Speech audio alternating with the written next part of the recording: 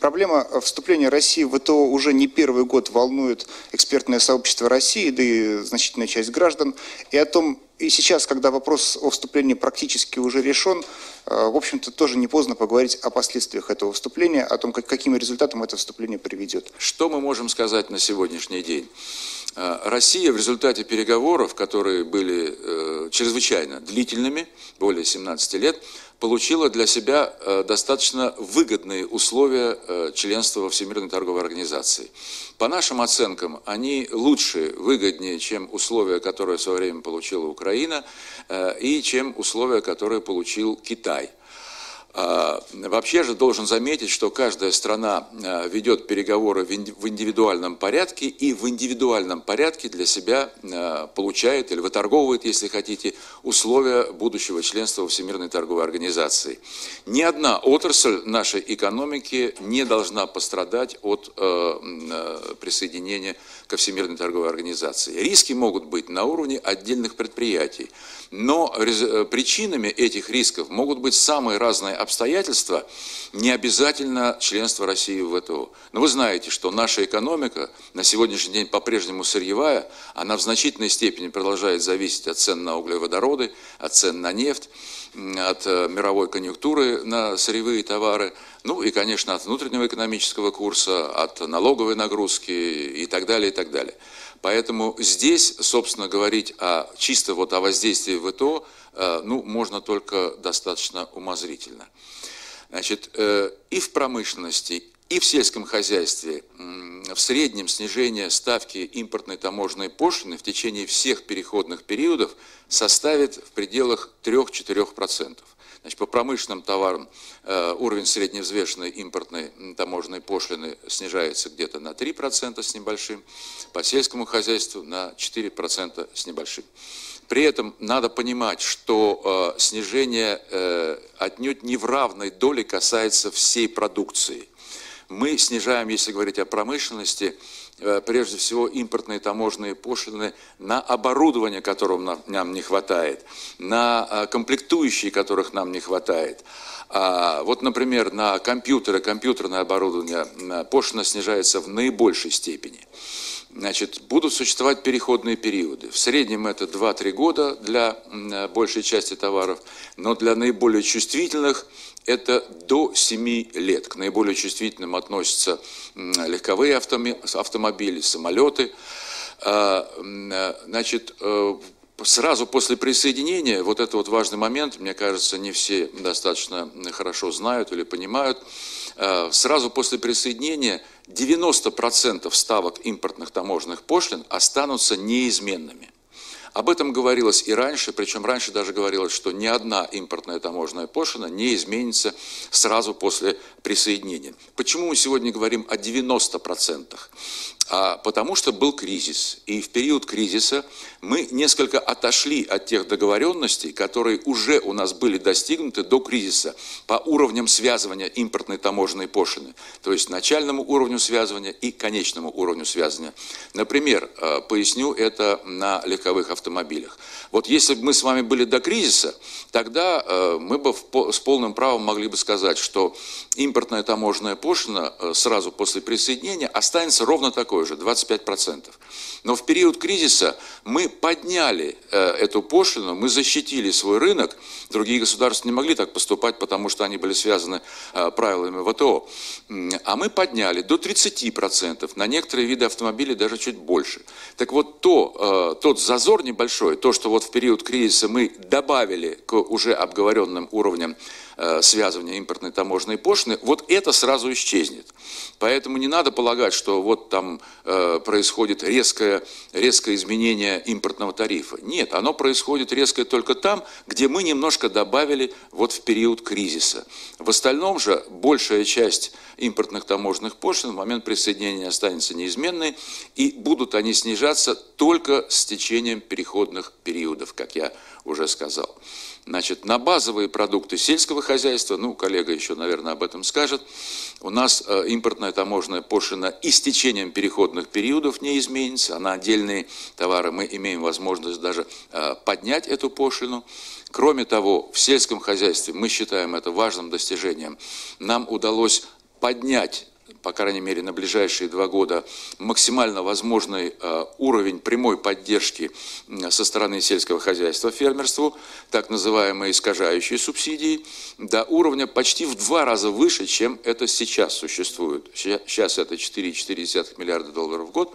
В 2012-2013 году мы можем этот уровень поднять до 9 миллиардов долларов в год. Раньше у нас никогда таких денег даже в бюджете не было на это. Потом, к 2017 году, мы должны вернуться к сегодняшнему уровню прямой поддержки. Таким образом, абсолютно лишены оснований вот те страхи, заключающиеся в том, что вот после присоединения якобы кому-то надо спасаться, и в какой-то отрасли наступит чуть ли не коллапс.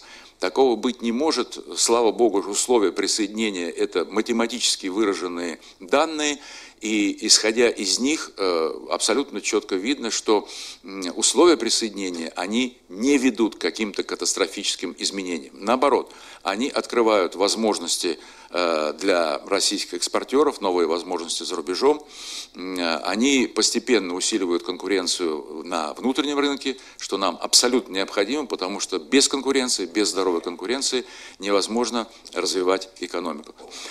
Значит, ну, тут можно дальше много пояснять. Есть совершенно конкретные данные, в чем ущербность условий присоединения Китая. Значит, Китай, я только некоторые назову моменты, при присоединении был лишен статуса рыночной экономики, причем на 15 лет. Значит, если 2002 он принят, значит, вот до 2017 года Китай не имеет статуса рыночной экономики, что исключительно важно, скажем, для антидемпинговых расследований. То есть к нему другие страны могут относиться не как к рыночной экономике и, соответственно, не учитывать реальные затраты по производству данной какой-то продукции, вот, и уже накладывать соответствующие меры антидемпинговые.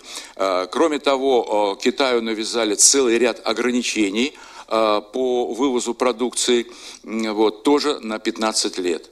Что касается Украины, ну, подтверждением того, что она получила не очень хорошие условия, так это мягко говоря, о чем мы украинских соседей предупреждали еще до 2008 года, что вы смотрите на свой сельхозсектор, так вот, не далее, как в начале сентября этого года, Украина выступила с просьбой о проведении переговоров по пересмотру своих условий членства в Всемирной торговой организации.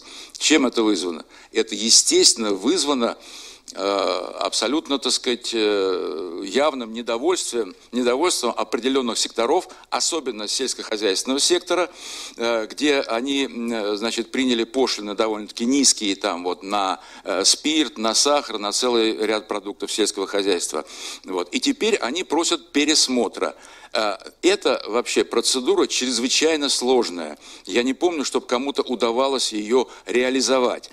Но мы можем только пожелать удачи украинским соседям, но, повторяю, сделать это довольно сложно. Поэтому тут даже никакого сравнения быть не может, что чьи условия выгоднее.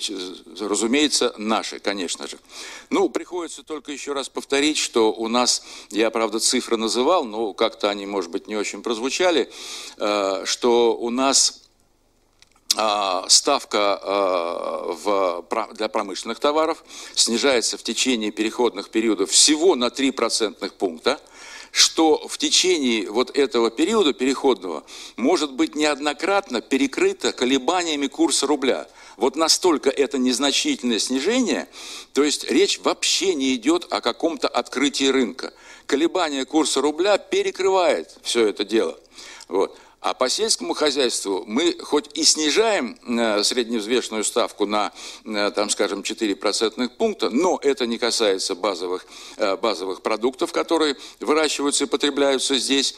И снижение происходит в основном за счет того, что мы убираем пошлину на экзотические овощи и фрукты, там всякие киви, ананасы и так далее, которые мы не выращиваем, поэтому пошлина в отношении них выполняет исключительно фискальную функцию. Исключительно фискальную. Значит, ну, действительно, у нас многие, так сказать, и бизнесмены, и некоторые чиновники, ну, продвинутые, которые в курсе дела, они неоднократно повторяли, что наше неучастие в ВТО, оно сдерживает уже сейчас наших экспортеров. Несмотря на то, что у нас линейка экспортных товаров, казалось бы, не такая уж большая, но тем не менее наш бизнес уже давно присутствует за рубежом, и наше неучастие в ВТО очень часто прямым или косвенным образом сдерживает наших экспортеров.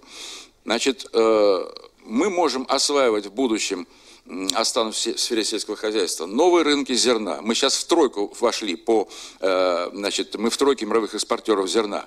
Значит, рынки эти, они давно, в принципе, уже поделены. И если вы, как не член ВТО, приходите на новый рынок, то вас туда просто не пускают. Если вы член ВТО, то вас не могут не пустить. Ситуация обратная. То же самое с нашей металлургической продукцией. Кстати, сразу после присоединения к ВТО у нас отменяется квота на поставки металлургической продукции в ЕС, и условия улучшаются на поставки во все другие страны, в том числе в Соединенные Штаты.